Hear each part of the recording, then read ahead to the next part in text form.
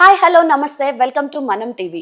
Different countries నుండి వెళ్ళి US వెళ్ళి సెటిల్ అవుతూ ఉంటారు. ఎస్పెషల్లీ ఇండియా నుండి కూడా చాలా మంది వెళ్ళి అక్కడ సెటిల్ అవుతూ ఉంటారు. అక్కడ సెటిల్ అయ్యి పిల్లల్ని కంటే వాళ్ళకి అమెరికన్ సిటిజన్స్ అనే రైట్స్ వస్తాయి. కానీ ట్రంప్ కొన్ని కీలక నిర్ణయాల వల్ల ఇక మీద అలాంటిది రద్దు చేస్తామనే నిర్ణయం తీసుకున్నాడు. అసలు దీనివల్ల భారతీయులకి ఫ్యూచర్లో ఏమైనా ఇంపాక్ట్ ఉంటుందా అనేది తెలుసుకోవడానికి ప్రయత్నం చేద్దాం. ఇప్పుడు మనతో ఉన్నారు సీనియర్ జర్నలిస్ట్ కట్టా కార్తిక్ గారు. నమస్తే కట్టా కార్తిక్ గారు. నమస్తే రమ్య. సార్, ట్రంప్ కొన్ని కీలక నిర్ణయాలు తీసుకున్నారు. అందులో ముఖ్యంగా అక్కడికి వెళ్ళి పిల్లల్ని కంటే వాళ్ళకి అమెరికన్ సిటిజన్స్ రైట్స్ వస్తాయి. ఇక మీద అలాంటివి ఉండవు, రద్దు చేస్తానమనే నిర్ణయం తీసుకున్నాడు. దీనివల్ల భారతీయులకి ఏమైనా ఇంపాక్ట్ అయ్యే అవకాశం ఉందా? వాస్తవం ఏంటి రమ్య, ఏ దేశ పాలకుడైనా ఆ దేశం కోసం మాత్రమే ఆలోచించాలి.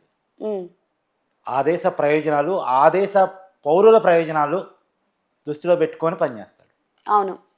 ఆ దేశం బాగుండాలి, ఆ దేశ ప్రజలు బాగుండాలి అనే విధంగా నిర్ణయాలు తీసుకుంటాడు. ప్రధానంగా ట్రంప్ అందులో ముందుంటాడు. అమెరికన్స్ కోసమే అనేది ట్రంప్ యొక్క నినాదం. ఆ నినాదంతోనే గెలిచాడు. అమెరికా అధ్యక్షుడిగా రెండోసారి కావటం అంటే చిన్న విషయం కాదు. ట్రంప్కి సాధ్యమైనటువంటి విషయం. కారణం ఆయన తీసుకునే నినాదం. మన నినాదాన్ని చూపించాల్సిన బాధ్యత దాని మీద ఉంది. అందుకని దీన్ని తీసుకున్నాడు. కాకపోతే ఈ నిర్ణయం ఇంకే దేశం తీసుకున్నా అది వేరు, అమెరికా తీసుకోవటం వేరు. ఎందుకు అంటే అన్ని దేశాలు కూడా ఆ దేశం కోసం మాత్రమే పనిచేస్తాయి.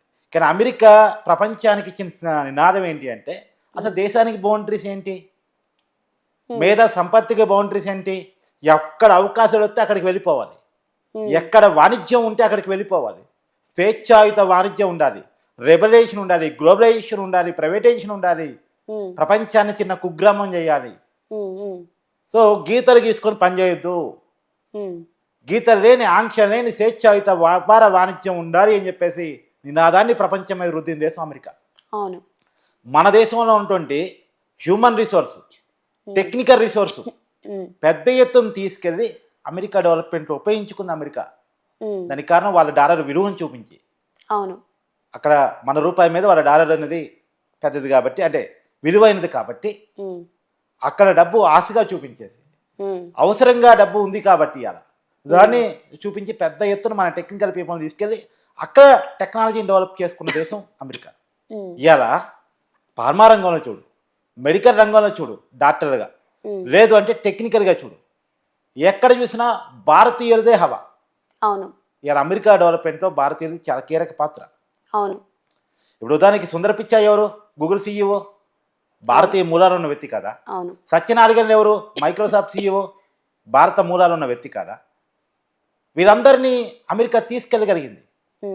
అమెరికా వాళ్ళ యొక్క మేధాశక్తిని ఉపయోగించుకోగలిగింది. వీళ్ళందరి మేధాశక్తి పరంగా ఇలా అమెరికా డెవలప్మెంట్ అయిన తర్వాత అమెరికా వాళ్ళకి అవకాశాలు దక్కట్లేదు అని ఒక నినాదం వచ్చేసరికి, ఆ నినాదం వచ్చేసరికి ఇవాళ ఈ నిర్ణయాలు తీసుకుంటున్నారు. మరి ఒకప్పుడు ఇలా ఇష్టారీతన ఎక్కడ మంచి సోర్స్ ఉంటే అవన్నీ ఎత్తుకుపోవడం తప్పు అని నినదించినటువంటి వాళ్ళని తప్పు పట్టిన అమెరికా ఇలా ఆ నినాదాన్ని ఎట్లా తీసుకుంటుంది? ఏ దేశం ఆ దేశం వాళ్ళకే అనే ఒక నినాదం తప్పు అని వాదించిన అమెరికా ఇలా ఆ నినాదాన్ని ఎట్ట పట్టుకుంటుంది? అమెరికాని ఒక కుగ్రామంగా ఎట్ట తయారు చేసుకుని ఆలోచించుకోవాల్సి వస్తుంది. ఇప్పటికైనా నాకు ఉన్నటువంటి ఆలోచన, బయట దేశం నుంచి పెద్ద ఎత్తున వలస రాకపోతే అమెరికా డెవలప్మెంట్ ఆగిపోయే ప్రమాదమే ఉంటుంది. ఖచ్చితంగా. అమెరికాకు కావాల్సిన టెక్నికల్ పీపుల్ లేరు, భారతీయులు అందిస్తారు. అమెరికాలో పనిచేసే వాళ్ళు, అంటే ఇళ్లలో పనిచేసే వాళ్ళు, రకరకాల శుద్ధి పనిచేసే వాళ్ళు అమెరికా వాళ్ళు చేయరు, అది తక్కువగా భావిస్తారు. వాళ్ళు మెక్సికో నుంచి వచ్చే పని వాళ్ళ మీద ఆధారపడతారు. మెక్సికో వాళ్ళని ఆపితే ఇళ్లలో పనిచేసే వాళ్ళు కూడా దొరకరు వాళ్ళకి. భారతీయుని ఆపితే టెక్నాలజీ డెవలప్ చేసే వాళ్ళు దొరకరు వాళ్ళకి. సో కాబట్టి వలసల మీద ఆధారపడ్డ దేశం అమెరికా. ఇలా వలసదారుల మీద ఆంక్షలు పెడితే ఇబ్బంది అయ్యేది వాళ్ళకి. ఇంకో విషయం అమెరికా వాళ్ళు తెలుసుకోవాల్సింది ఏంటంటే, అసలు అమెరికా దేశంలో ఉన్నటువంటి పౌరులు మొత్తం కూడా వాళ్ళ మూలాలు వలసలే. ఇలా అమెరికా దేశం యూకే నుంచి వలస వచ్చిన వాళ్ళతో ఏర్పడ్డ దేశం. అమెరికా అనేది అమెరికాగా పుట్టిన దేశం కాదు, యూకే నుంచి వలస వచ్చిన ట్రంప్తో సహా, ఇలా అమెరికా అధ్యక్షుడిగా ఉన్న ట్రంప్తో సహా యూకే నుంచి వలస వచ్చిన వాళ్ళతో ఏర్పడ్డటువంటి దేశం. సరే, ఎటువే ఆ దేశ ప్రయోజనాల కోసం ఆ దేశం ఎన్నెన్ని తీసుకున్నా, ఆ దేశం యొక్క ఆంతరిక విషయం, ఆ దేశానికి హక్కు ఉంది, ఆ దేశ అధ్యక్షుడికి హక్కు ఉంది, దానికి కాదనేది ఏం లేదు. కాకపోతే ప్రపంచానికి ఒక నీతిని చెప్పినటువంటి అమెరికా ఇవాళ ఇంకొక నీతిని ఫాలో కావడం అనే దాన్ని మనం క్వశ్చన్ చేస్తున్నాం. ఉమ్, ఇంకోటి ఏంటంటే ఇవాళ ట్రంప్ తీసుకున్న నిర్ణయాలు కీలక నిర్ణయం ఏంటంటే అమెరికాలో సెట్ అయ్యి అక్కడే పిల్లలు పుడితే పిల్లలకి సిటిజన్షిప్ వస్తాయి. పిల్లలు సిటిజన్షిప్ వస్తే దాని ఆధారంగా పేరెంట్స్కి కూడా సిటిజన్షిప్ వస్తాయి. ఆశించిన వాళ్ళందరికీ బంకపాటు ఎదురు కాబోతా ఉంది. ఉమ్, ఇప్పుడు పిల్లలకి అక్కడే పుట్టినా సరే సిటిజన్షిప్ రాదు, ఉన్నది కూడా రద్దు చేస్తా అంటున్నాడు. నిజానికి ఉన్నది రద్దు చేయడం అనేది అంత చిన్న విషయం కాదు. ఇది 1868 నుంచి అమల్లో ఉంది, అంటే దాదాపు 150 సంవత్సరాలకు అమల్లో ఉంది. 1868లో 14వ రాజ్యాంగ సవరణ ద్వారా దీన్ని అమల్లోకి తీసుకొచ్చారు. అమెరికాకి అంటే అమెరికాలో అప్పుడు అంతర్యుద్ధం జరిగింది. అంతర్యుద్ధం తర్వాత ఈ నిర్ణయం తీసుకున్నారు. అమెరికాకు వచ్చే శరణార్థులు వలసదారులు వాళ్ళు అమెరికాకు వచ్చి సెటిల్ అయిన తర్వాత వాళ్ళకి ఇక్కడ పిల్లలు పుడితే ఆటోమేటిక్గా పుట్టే పిల్లలు అమెరికాలో పుడతారు కాబట్టి ఇక్కడ సిటిజన్షిప్ ఇవ్వాలి అనేటువంటి ఒక నిర్ణయాన్ని 1868లో తీసుకున్నారు. ఉమ్, ఇప్పటికి దాదాపు 150 సంవత్సరాలు గడిచిపోయినాయి అవును. ఆ నిర్ణయానికి. ఇప్పుడు ఆ 150 సంవత్సరాల నిర్ణయాన్ని నేను తిరగదోడేస్తా, ఉన్నోళ్ళు పౌరసత్వం రద్దు చేసేస్తా అంటే అది చిన్న విషయం కాదు. అది 14వ రాజ్యాంగ సవరణ. దాన్ని మరి సెనెట్లోను రాష్ట్రాల కాంగ్రెస్లోను ఇవన్నీ ఆమోదించాలి. మరి ఏం జరుగుద్ది ఏంటి అనేటువంటి చూడాల్సిన ఇంకా పరిస్థితి. ఇలాంటి కీలక నిర్ణయాలు ట్రంప్ ఏమేమి తీసుకున్నారు సార్? నిజానికి బైడెన్ తన ప్రభుత్వ కాలంలో తీసుకున్న 78 నిర్ణయాలు కూడా రద్దు చేసేసాడు. ఉమ్, పాలనాకాలం మొత్తం పెద్ద నిర్ణయాలన్నీ రద్దు చేసిపోయాడు. ప్యారిస్ ఒప్పందం నుంచి బయటకు వచ్చేసాడు. చాలా కీలకమైన నిర్ణయం వరల్డ్ హెల్త్ ఆర్గనైజేషన్ అంటే ప్రపంచ ఆరోగ్య సంస్థ నుంచి వైదొరిగాడు. దానికి ట్రంప్ చెప్పిన రీజన్ ఏంటి అంటే WHO వరల్డ్ హెల్త్ ఆర్గనైజేషన్కి అమెరికా అనేది $50 బిలియన్ సొమ్ముని చెల్లిస్తూ ఉంది. ఓకే. అదే 140 కోట్ల జనాభా ఉన్నటువంటి చైనా మాత్రం 3.90 అంటే దగ్గర $4 బిలియన్ సొమ్ముని చెల్లిస్తూ ఉంది.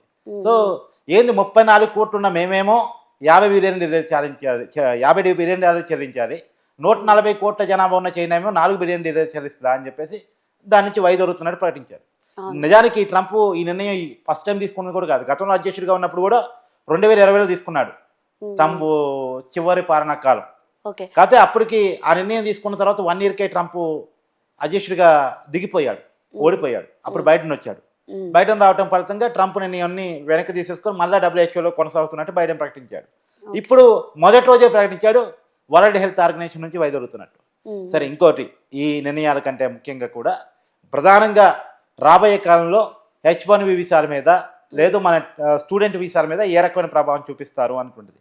ఇప్పటికే ఇందాక నేను జనతాహా పౌరసత్వం అన్నాను కదా, దానికి కూడా స్టూడెంట్ వీసాల ద్వారా పోయిన వాళ్ళు, టూరిస్ట్ వీసాల ద్వారా పోయిన వాళ్ళు, H1B వీసాల ద్వారా పోయిన వాళ్ళు అక్కడే సెటిల్ అవుదాం అనుకుని అక్కడే పిల్లలకి అంటూ ఉంటారు జనరల్గా. ఎందుకంటే పిల్లలకి అంటే పౌరసత్వం వస్తుందని. కానీ ఇప్పుడు వాళ్ళకి దెబ్బే. ఇప్పుడు వీటిని కూడా ఆంక్షలు పెడతాడా, స్టూడెంట్ వీసాలకు ఆంక్షలు పెడతాడా? సార్, స్టూడెంట్ వీసా అనే టాపిక్ వచ్చింది కాబట్టి అడుగుతున్నాను నేను. సార్, మన ఇండియా నుండి మాస్టర్స్ అంటే ఎక్కువ యుఎస్ మీదే ఇంట్రెస్ట్ చూపిస్తున్నారు. ఇప్పుడు పిల్లలందరూ యుఎస్ వెళ్తున్నారు, కానీ అక్కడికి వెళ్ళి ఎన్నో హోప్స్తో అక్కడికి వెళ్ళా కానీ ఈ మధ్య కాలంలో చాలా ఘోరమైన ఇన్సిడెంట్స్ జరుగుతున్నాయి. అంటే ప్రాణం లేకుండా తిరిగి వస్తున్నారు మన ఇండియాకి పిల్లలు, గన్ షాట్స్ కానీ ఇలాంటి వాటి వల్ల. వీళ్ళ మీద ఏమైనా ప్రొటెక్షన్ తీసుకునే అవకాశం ఉందా ఫర్దర్గా ఇలాంటివి జరగకుండా? నిజానికి వీళ్ళు వెళుతుంది కేవలం చదువుకోవటం కోసం మాత్రమే కాదు. చదువుకొని అక్కడే జాబ్ సంపాదించి అక్కడే సెట్ అవుదాం అనే దానికోసం వెళ్తున్నారు. అక్కడే చదువుకొని మళ్ళీ వెనక్కి వచ్చి ఇక్కడ అవకాశాలు ఎత్తుక్కుందాం అనుకుంటే అక్కడ వాళ్ళకి పెద్ద ఇబ్బంది కాదు. అక్కడ వాళ్ళకి ఏంది, వీళ్ళు వచ్చి మమ్మల్ని డామినేట్ చేస్తున్నారు, మా అవకాశాలు కొట్టేస్తున్నారు అనేటువంటి ఒక పీక్సో కోపమో ఫ్రస్ట్రేషనో లేదు అసూయో ఈడ్సో ఏదో ఉంటుంది కదా, వాటన్నిటి ఫలితంగా మన వాళ్ళ మీద ఎక్కువ దాడులు చేస్తున్నారు. వాళ్ళకి జాతి ఫీలింగ్ ఉంటుంది. వాళ్ళు పెద్ద జాతి, మనది నల్ల జాతి, అంటే వాళ్ళు తెల్ల జాతి, మనది నల్ల జాతి అని ఒక ఫీలింగ్ ఏదైతే ఉందో అది కూడా దాడులకు కారణం. ఇంకోటి ఏంటంటే అమెరికాలో దోపిడీ వ్యవస్థ ఎక్కువ, దొంగతనాలు ఎక్కువ, బెదిరింపులు ఎక్కువ. దానికి కూడా కారణం ఈ కాల్పులు. రెండోది ఏంటంటే కోపం వచ్చినా, ఫ్రస్ట్రేషన్ వచ్చినా, లేదా అసూయ ఈడ్స్ వచ్చినా వాడి చేతిలో తుపాకు ఉంటుంది. అవును, ఆ తుపాకి ఇష్టం వచ్చినట్టు ఎవరి చేతిలో పడితే వాడి చేతిలో ఉండటం ఫలితంగా, ఉండకూడనోడి చేతుల్లో కూడా ఉండటం ఫలితంగా వాడు కాల్చి పడేస్తున్నాడు. అవును. సో తుపాకిని ఖచ్చితంగా కట్టడి చేయాలి. ట్రంప్ ఆ వైపుగా నిర్ణయం తీసుకుంటా, నేనైతే తీసుకుంటాడు అనుకోను నేను. ట్రంప్ ఇంకా తుపాకులు ఇస్తాడు, ప్రజల చేతిలో తుపాకులు ఇస్తాడు. ఎందుకంటే నిన్న తీసుకున్న నిర్ణయాల్లో ఏదైతే ప్రెసిడెన్షియల్ క్యాపిటల్ మీద దాడి చేసినటువంటి 1500 మందికి క్షమాపక్ష పెట్టాడు. అంటే ఏం సందేశం అంటే రాబోయే కాలంలో దాడుని ఎంకరేజ్ చేస్తున్న సందేశం. ఇండైరెక్ట్గా అదే కావచ్చేమో.